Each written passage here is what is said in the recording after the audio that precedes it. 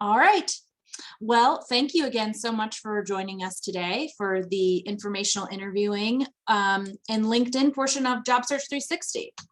So our presentation goals today are understanding the purpose and basics of building a professional community. I prefer this term, building a professional community, much more to networking, because that's actually what you're doing.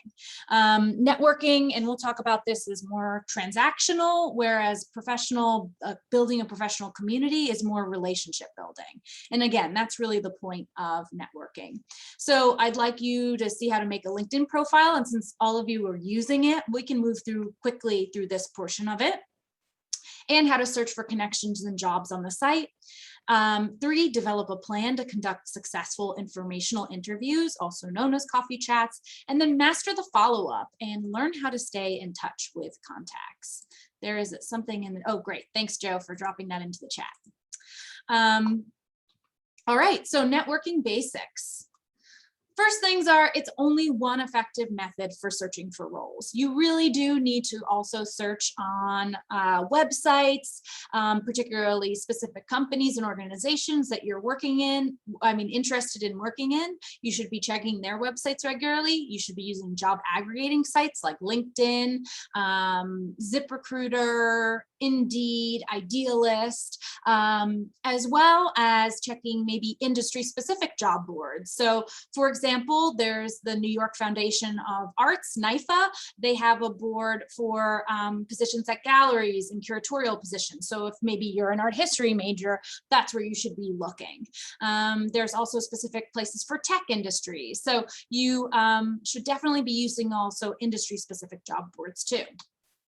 You need many substantial relationships for networking success. You can't just do this like 1 or 2 times and then think that, great, I've done my networking portion of my job search and now I don't have to do anything else. That's not necessarily the case.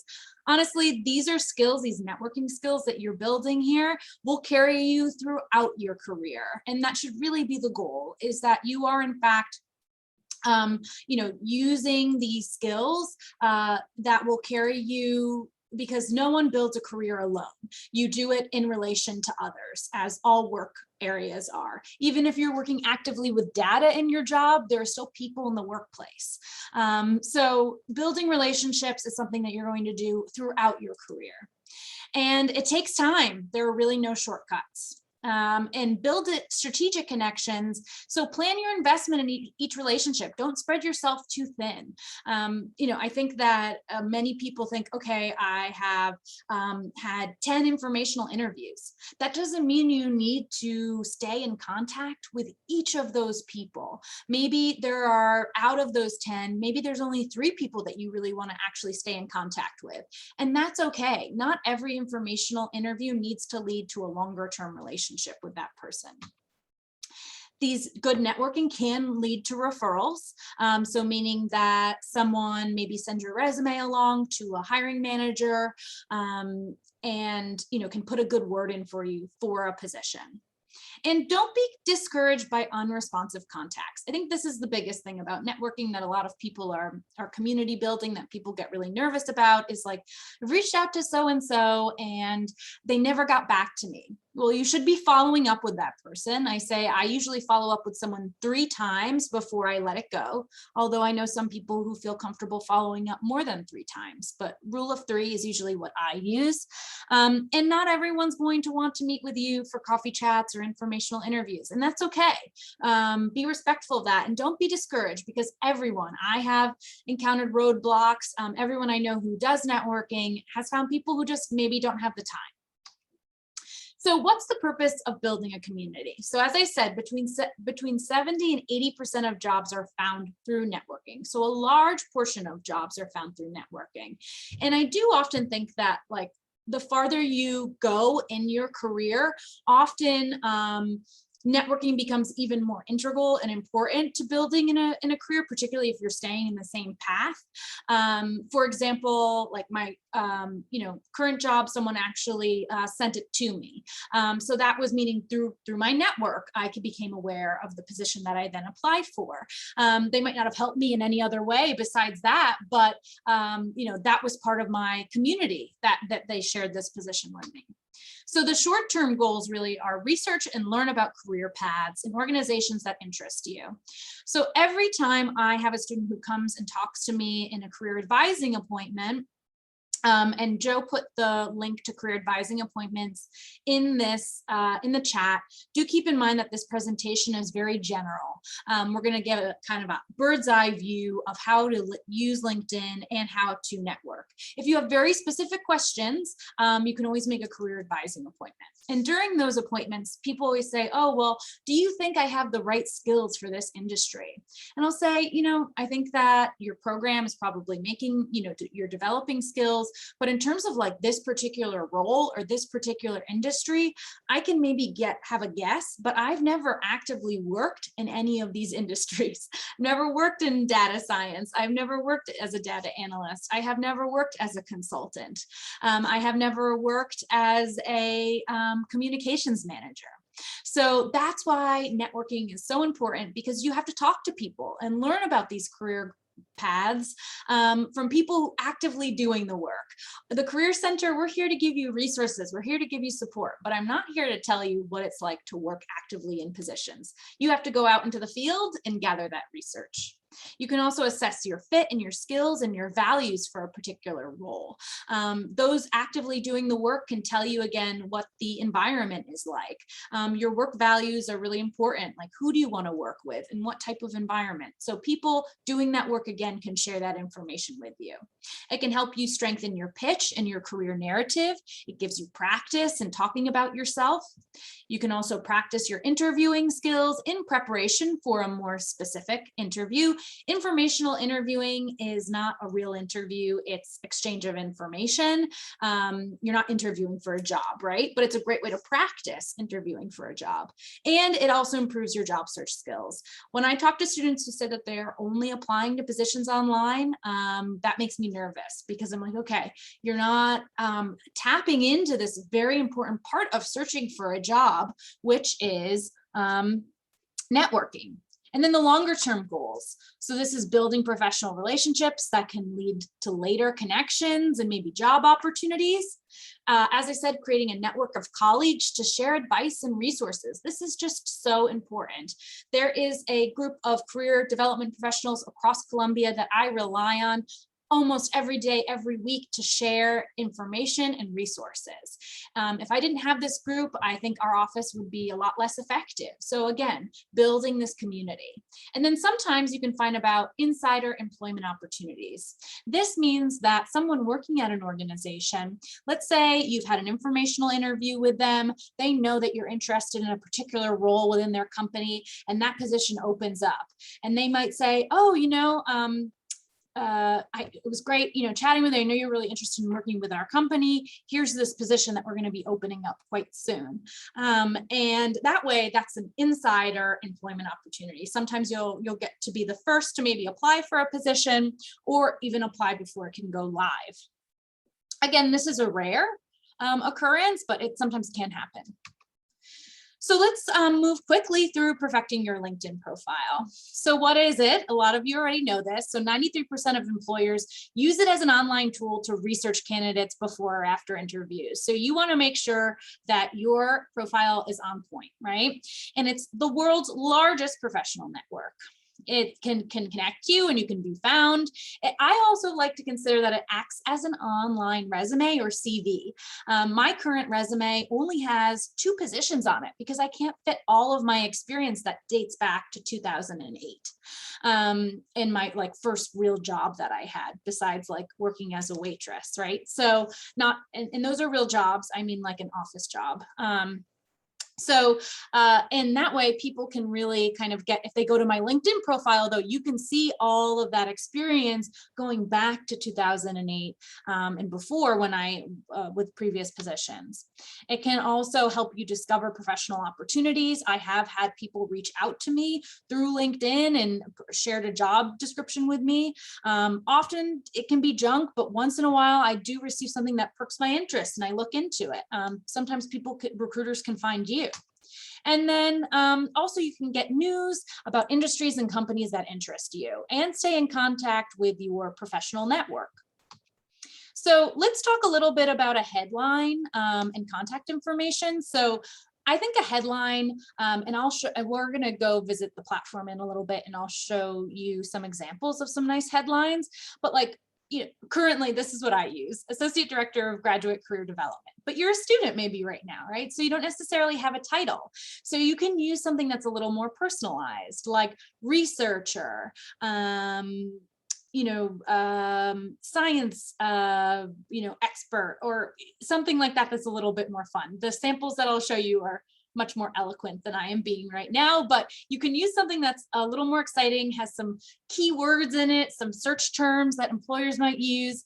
So it's a nice way to make your profile more customized.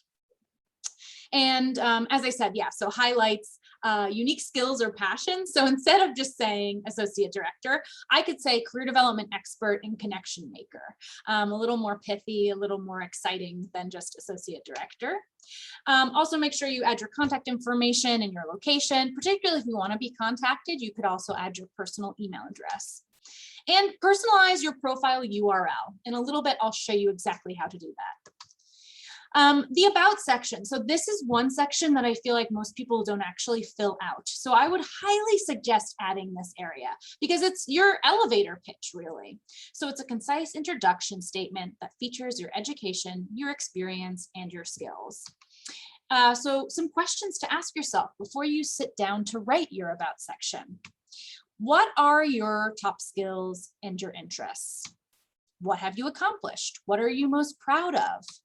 What makes you unique? What do you do in your free time?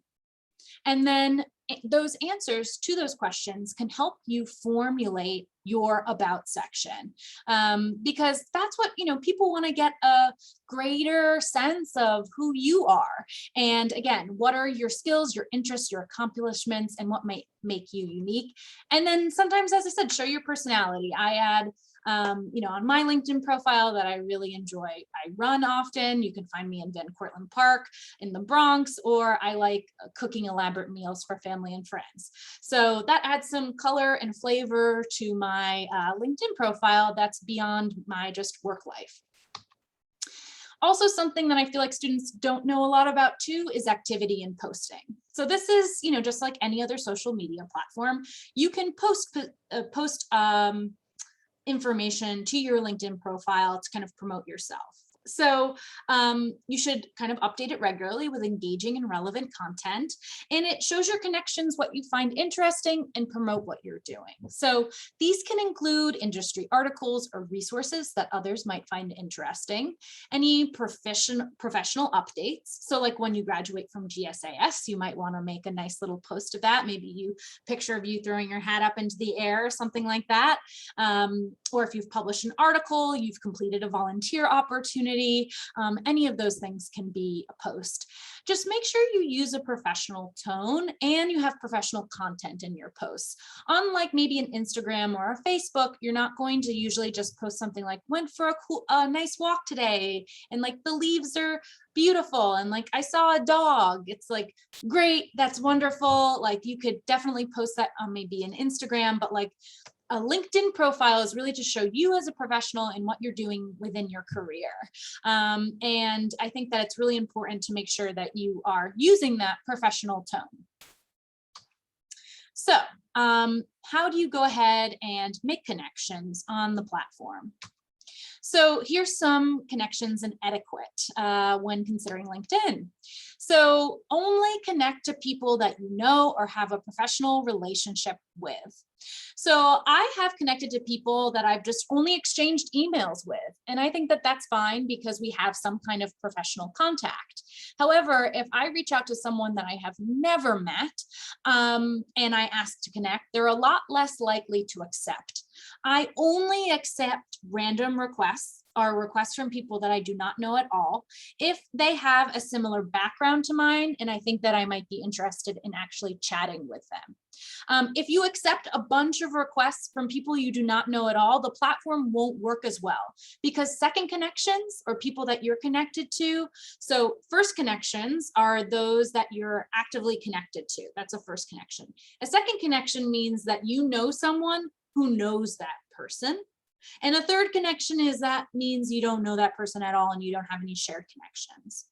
So second connections are really important. So if you have a network of first connections that you don't actually know, they won't be able to introduce you to second connections. And that's really the point of LinkedIn, is that you want to strengthen and grow your network from your first connections, and then you can see who your connections are connected to. I hope all of this is making sense. But anyway, if you have a network of only one of connections that you don't know at all, as I said, it's really not going to be very helpful. Use the get introduced feature with second degree connections. Again, I'll go through that. You should participate in groups, follow companies, and you can search for alumni on the platform as well. And again, I'll show you this just in a moment in the demonstration. And your profile should really be an accurate representation of who you are. Just as you don't lie on your resume, you don't want to lie on your LinkedIn profile, or maybe make certain skills that you have seem like you're maybe more advanced in those skills than you are. And it really does need to be accurate. And correct grammar and spelling are very critical. So have someone check it. Happy to do a 30-minute appointment where I can look over your LinkedIn profile with you. So how do you use it for searching for a job? You can create saved searches, which are just the jobs are sent to your inbox, which is really nice. You should join groups, which gives you access to posted jobs. So, and I think that there should be some links in there that Joe is going to drop in to share with you. Yes, yeah. So these are a couple of different groups that you can join, particularly the Ivy League groups. They have job postings there. Companies go to post there specifically just for Ivy League institutions. You can follow companies of interest. Sometimes a hiring manager at that company will post on their page that they're hiring for specific positions. So it updates you on what's going on with that company. You can also find contacts through that company. And as I said, there are some featured groups, which we dropped into the chat. So you should all be in those groups as well to find extra positions and connections. All right, so for our little tutorial today, I would love to know, someone just drop it into the chat. What is an organization or a company that you are really interested in? Just drop that into the chat. Anybody who is in the audience today, where would you love to work?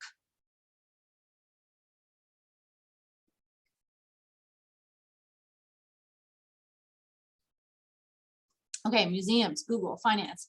But when I say so Google is the only company. So I want like a specific company name. I guess I do have the organizations, industries of interest, but we can go through all of these too. Great. Information technology, Bain. Okay, good, great. Thank you. All right, so let's go ahead and let's go to LinkedIn. I'm going to bring it up. And here's my LinkedIn profile. I will do a new share. Okay, I think you can all see this now. All right, so here is my LinkedIn page. This is the first thing that I always do when I pretty much sign in almost every day. And so I follow people within my network. So, this is again, some professional content, right? This person that they work with will be hosting a chat and you should go to it. Also have an update on what's happening, what other people are liking. It's kind of really an update again about people in my network. What are they doing? As I said, sometimes even open positions that you might be able to find. So I kind of check this, as I said, every day to see what's going on in the industries and with the people that I am connected to. So it's helpful to just kind of check the feed. Then from there, I also wanted to share with you a couple of profiles because we discussed that, earlier today. Didn't mean to stop share there. Okay, here we go. So I'm gonna put the toolbar down here, so out of the way. So here's a couple of samples of profiles with headers that I like. So Chief Design Officer, Educator, and Problem Solver. So Joe is in fact Chief Design Officer of Building Works, but he expands upon that and says educator and problem solver. So right in the tagline, I'm getting a better sense of him and his experience. Here's a GSAS graduate who just kind of goes along with the more, consistent like title. But here's another person, Michael Jackson, not the Michael Jackson, but he says that he's a political analyst, researcher, writer, and editor. Right? So those main skills are listed right up there in the tagline. And anytime you post something, that tagline, your picture and your tagline comes up, or your headline. So that way people can learn a lot more about you right away, instead of just saying master's student or PhD student at Columbia University. As I said, maybe you say political analyst, researcher, writer, or museum enthusiast, administrative wizard, something like that. I'm sure you can come up with better things, but as I said, it's a lot more descriptive than maybe just master's student or PhD student. And then here's this nice about section. So just a couple of sentences, but insightful writer and forward-thinking political and policy analyst, possessing exceptional writing, research, and editing skills, advanced knowledge of policy issues and political landscape with a concentration in political science, urban studies, and sociology. My professional strengths are superior interpersonal writing, research abilities, as well as a talent for explaining complex public policy and political ideas to various policy stakeholders in an easily understandable and plain-spoken manner. Consider myself to be an activist scholar who is responsible to bridge the divide that often exists between ideas and actions. I also have experience gathering, manipulating, interpreting political data using qualitative and quantitative methodologies. So just a couple of sentences, but really jam-packed with information about skills that this person has. And I think that if you don't have an about section, you really miss the opportunity to fill that space with keywords that someone might be looking for. So as you're searching for jobs, you should look at similarities between the job postings, like what skills are they often asking for? And if you have some of those skills, make sure it is visible in your about section. So there's so many different ways. This is much longer. They really go over the broad range of information that they have. So it can be as short and as pithy as you'd like, or as longer as you'd like. So there's some examples there. And I also wanted to show you how you can go ahead and personalize your URL. So here's my page. If you go right here, it just edit public profile and URL. So here we go. I can go in here, press this little pencil, and I can save it. So you don't have a long, garbled series of numbers after your name. You can go ahead and just have a nice small F and L. That's my first initial and last name. So much easier. Here's also where I can edit my visibility and who can see my profile. And you can really get very specific. So as I said, as you can see here, going back all the way to 2008. Also, I wanted to show you that other sections of your profile that you can add. So let's see here. I want to add an area. Oops, not add experience. I want to add a section here. So add a section. So any of these, you can add skills, you can add accomplishments. As you can see here, publications, patents, courses, projects, honors and awards, test scores, languages, organizations, causes. Make use of this accomplishment area. If you have specific courses that you want to highlight, if you have specific projects that you want to highlight, add these sections. A LinkedIn profile can be so much more robust than just your a resume that you're using, even a 1 or 2 page resume. So you can add everything here. And as you can see, I have some activity here. I announced the Career Expo. So again, those are the types of activities that I'm posting because it's about my professional work, not just about my personal life. All right, so I also wanted to show you now how to search for jobs. As I said, you can set up a job alerts.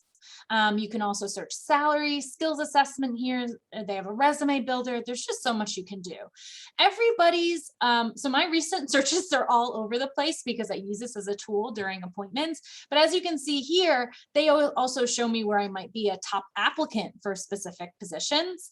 And they might even have recommended job postings depending on my background and my current job.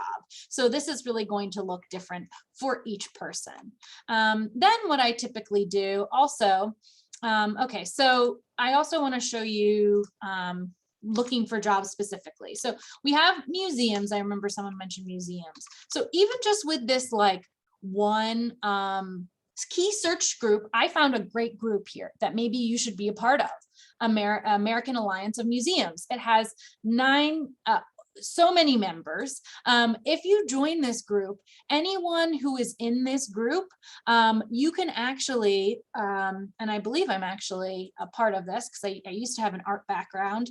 I used to work at a photography gallery. As you can see here, anyone that is in this group, even if they are not a first connection, meaning that I don't know anyone who knows this person, I can go ahead and message them directly. So this is an amazing key if once we get to talking about informational interviewing, which we should do shortly, you can go ahead and message people in this group. Typically, if you're a third connection, you wouldn't be able to message them at all. So groups are a great way to make new connections and to find people who have similar interests to you. So let's go back here also. And so that's groups that you should be joining, but let's load Google, right? Okay, so this was one of the companies mentioned. Oops. I want to go back outside here. So if you just search for Google, right, the first thing you should do is follow them. Okay, I'm following them already. You can see right from here, here's the jobs that they have listed. Here, I have 3 connections who work here. So that's great to know. Maybe you don't necessarily have any connections though. So let me show you how you can do that. So also you can learn about them. You can learn about life and insights, videos. There's often some companies that maybe aren't as big, don't necessarily, but here, resume tips, right? Here's resume tips for you for if you're applying for a Google job. Some of these really large organizations want to make this information accessible so they can get the best applicants possible. So again, LinkedIn pages can provide you with a lot of information. And then also the key here is, let's say I want to find someone to talk to who works at Google because I don't know anyone who works there. So you go, here's all the 252,000 people who work at Google, or at least have Google tied to their profile. So you can now go, okay, this is a huge list, right? But I want to search by someone who has a warm connection, which we'll discuss warm connections in a minute, but that means someone who has a shared background to me. And so I'm going to search by school, and I'm going to go to Columbia University Graduate School of Arts and Sciences. And here is a list of folks who have graduated from the school and now work at Google. So this is a second connection again, right? Let's say I wanted to be introduced to this person. Also, if I asked to just connect to her and I don't know, I would definitely want to message her. But as you can see here, so Leslie Kuo, who I used to work with, knows this person. So I can ask to connect. And if I do, I might want to add a specific note, or I can go to Leslie and say, Leslie, I see that you know Raina, who works at Google. Do you mind introducing me to her via email? it is a great way. As I said, if this person, I didn't actually know Leslie and I just had this connection, I've never met her before, but I've accepted her request because I just need to grow my network, this wouldn't be as helpful, right? So that's why you connect to people that you know. So that's really the goal of LinkedIn. So you can go ahead and search. Also, I like to use LinkedIn as an informational interview without having to ever talk to this person. Let's just go down here. Okay, so she graduated with a degree in South Asian Studies. She also has a master's degree in computer science. Interesting. She was a fellow at the Graduate School of Journalism at Columbia. Here are all her licenses and certifications. Oh, wow, this is how she started off as an editor. It's really interesting to just look at people's profiles often and to see what was their path to getting to Google. And she's been there now for 4 years and has really moved up the ranks, which is another interesting story. If I were to actually have an informational interview with Rena, I'd probably want to spend some real time looking at her LinkedIn profile and then seeing, oh, I see that you started as a creative lead in business inclusion. How did you get to head of content partners? I'm really interested to know that journey. So you can come up with some really great questions. You can use the page for research while you're preparing for your informational interview. I want to pause here and just ask if there are any questions in the audience or something that I haven't gone over that you wanted to see on the platform before we move into the informational interviewing portion.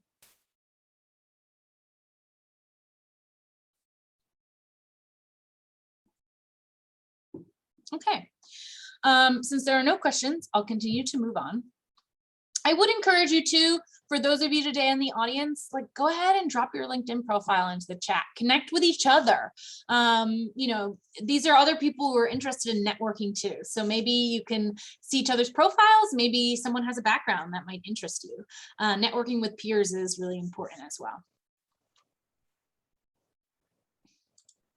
All right, let's go back to our presentation.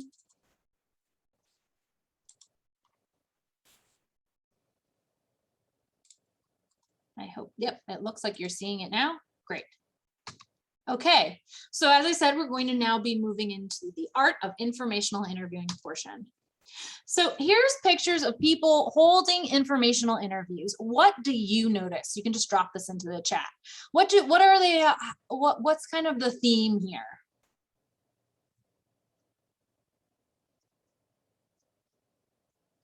Hello, is there anybody out there? Is this mic on?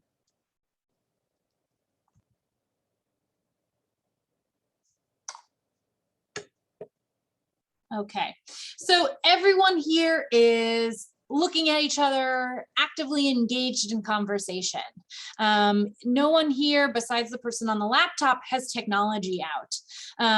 Everyone is, making eye contact. Everyone is kind of using their hands and chatting with each other. And it's just two people, right? Often, except again, this guy with the computer, because he's probably talking to someone on the computer. So it's just two people. So these are the basics of informational interviewing, which is engaged conversation between two people often. So what is an informational interview?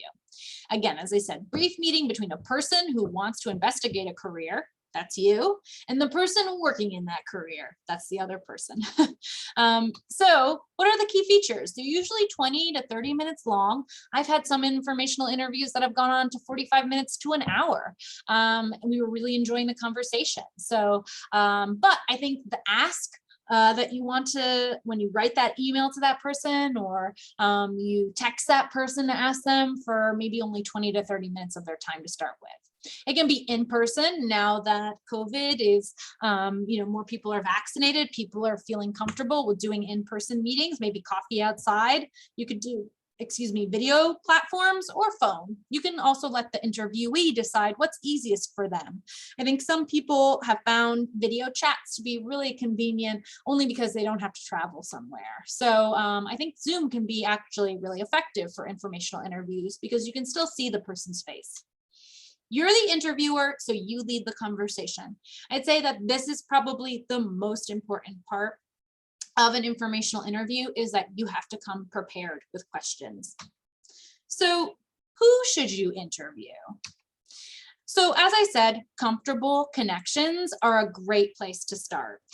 Joe just dropped into the chat the Columbia alumni community, and that's for more warm connections or folks that you don't know as well. So comfortable connections could be family or friends.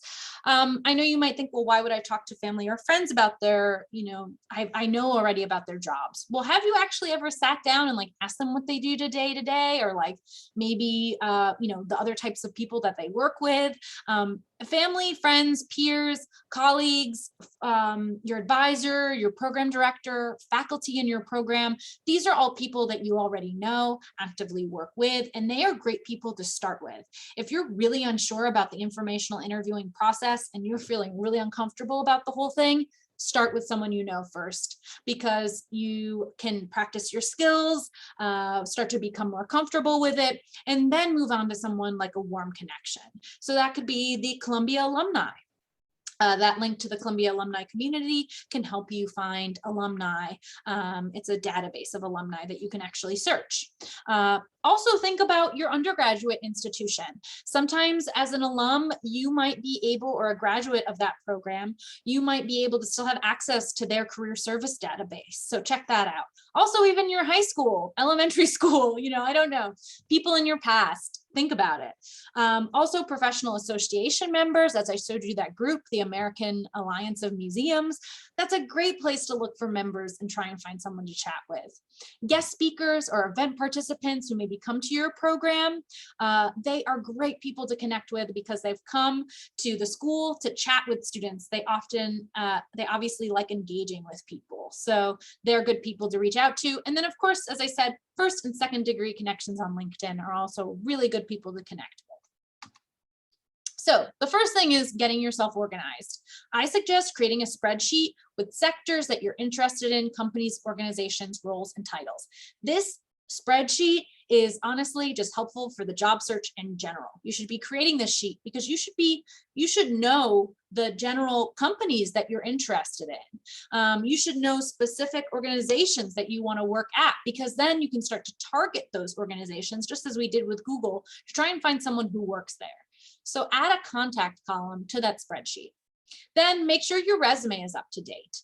I think a nice activity, what you could do at informational interview, is perhaps share your resume with them and ask them for feedback. Ask them, what do you think about the font? How are my bullet points? Or you can share it with someone after the informational interview if your goal is really to just focus on the questions. So you have to think about your priorities and what you want during this conversation, because you only have 20 to 30 minutes usually. And so if your priority is gathering information, then maybe you should just focus on your questions and share your resume after the interview. Or if your priority is to just get someone working in the industry to give you feedback on your resume, perhaps you can do that in session. You really want to prioritize and set goals for outreach. So as I said, start with comfortable and warm connections, and then you can also move on to meeting other connections that maybe are not as familiar. And then update your spreadsheet as you go along. Keep a notes column to keep track of what you've learned. And then this master spreadsheet will really just help you and keep you organized within your job search. How do you reach out? All right, so this is a sample email. A sample email can also be found in the Informational Interviewing Career Guide for Graduate Students and Postdocs that Joe just dropped into the chat. And you can really learn the basics of informational interviewing here. This is a great resource. So really the point here is you start with, who are you and what do you want to learn? I'm a graduate student in the Modern Art MA program at Columbia University. I'm transitioning to a career in media. I noticed your profile on the Columbia Alumni Community website, and I would appreciate the opportunity to speak with you about your career path and experience. So that's why I'm writing. And then you get to the ask. Would you be willing to schedule an informational interview on Zoom? It would be great if you could spare 20 to 30 minutes of your time at a time that is convenient for you. Thank you for considering my request. As you can see, it's only a couple of sentences. You want to be really short and to the point with your outreach. Also, be very conscious of your email subject. I've received a couple of emails from students that are blank. It's always very confusing to me if there's no subject to an email. I have no idea why I should even open it because there's no information there. So very clear request for informational interview. That person will say, oh, oh, I'm interested in this. I want to, most people, the question I always get is, why would someone even want to talk to me? So I think that the main thing here is that, as I said, no one grows in their career alone. All of us rely on others. And so I think that people often who get to a certain point in their career are more than willing to help others develop in their careers as well. I did a lot of informational interviewing when I first started my career development process. I learned so much information from those conversations. It really helped me even decide what I wanted to go to graduate school for. I was thinking about journalism or counseling psychology. I talked to a couple of journalists and realized it really wasn't the fit for me. So I pursued counseling psychology instead. So it can help you make more informed decisions. And as I now have people reaching out to me at my point in career, asking me for informational interviews, which I almost always say yes to, because I knew how important those conversations were for me in my own career. So that's why people want to talk to you, because often they've used this tool to develop in their careers and they know how important it is. And most people just like talking about themselves. So it's an easy ask. So how do you prepare for this? As I said, you research the person's career trajectory and their current position. Use LinkedIn. This is a great research tool. Write down your list of questions and bring those questions and a pen to the meeting so you can write down your notes. I know some people just take them on their phone too. That could work. Have your resume ready to share either during or after the interview. Prepare your 1-minute introduction. That who are you speech. So maybe remember that about section, that's a great exercise in preparing for these informational interviews, is write that about section. And then you can share similar information with your informational interviewee. And then decide where you want to have the conversation. Do you have strong cell reception or internet connection?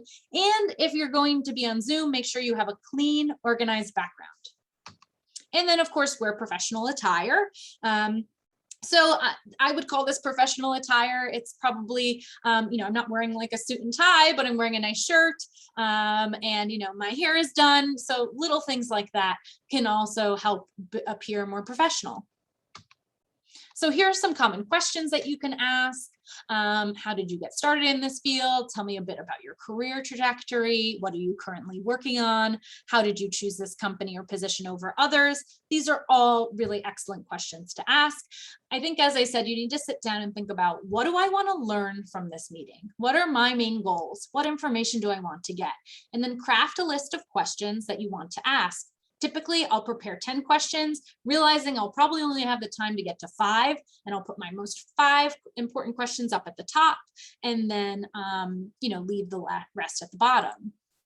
Also, I think the most excellent question is, if you feel like this conversation with someone is going well, and you think that you want to stay in touch, you can do that, but also ask, do you have any other contacts that you're willing to connect me with? This can then open up a whole new set of doors. And then from there, you talk to someone and then you ask them if you can connect to someone else. Most people are more than willing to connect you to someone else if you conduct your informational interview well, which means that you come prepared with questions to ask and you show you're engaged. And you make eye contact. As we saw in those pictures, all of those people were having engaged informational interviews, making eye contact, using their hands, being really engaged. So a couple of questions that I often get is like, what if the person doesn't email me back? As I said, you can, follow up 10 days later with a very brief email. And then if they still don't write to you, I usually write one more time asking, I'm writing to follow up on my request for an informational interview. Are you available during these dates and times? I look forward to hearing from you. If I don't receive a response after the 3rd email, I'll usually just let it go.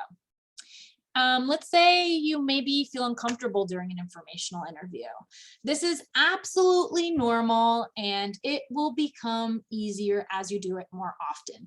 Every time I do an informational interview, even if I'm the person that is getting interviewed by someone else, I feel a little nervous. And that's because I think most people feel a little awkward during networking.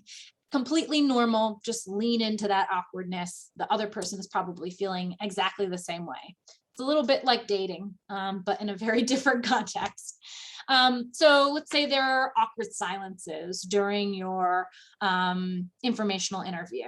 Well, that's okay because you have a list of questions that you've prepared, right? And you want to ask open-ended questions that start with what, who, where, when, why, instead of just do you do this or do you do that, that requires a yes or no response. So you want to ask open-ended questions like all the ones here, as you can see here, all of them, besides the last one, do you have any other contacts that you would be willing to connect me with? That's a yes or no question. But the rest of them are all open-ended questions. Let's say the conversation goes over time. Really, it's your responsibility to keep track of the time. You can wear a watch, you can check your phone. Let's say you're up at it's 5 minutes before 30 minutes, and that's what that person said they would give to you. You should say, I'm really aware of the time here. I want to make sure that I don't take up too much of your time, but I still have like 2 more questions. Do you have another 10 minutes to spare? And they'll either say yes or no, but you should ask them that question to show that you're being respectful of their time.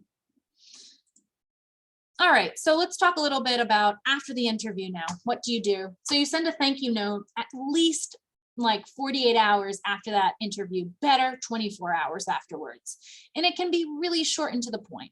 Thank you for taking the time to meet with me yesterday. It was a pleasure speaking with you and learning more about your career path. I found insert specific information that you learned from that informational interview. So like I found your career path, or I found the information you shared about your workplace to be particularly interesting and helpful. Thank you also for the tip about how to make my resume stronger. I plan to follow up on that in the next few weeks if this is someone you want to follow up with. Thank you again, and I hope to stay in touch. Kind regards. As I said, it is absolutely fine to send a thank you note and then have no intention of following up with that person because you got as much as you could from that information.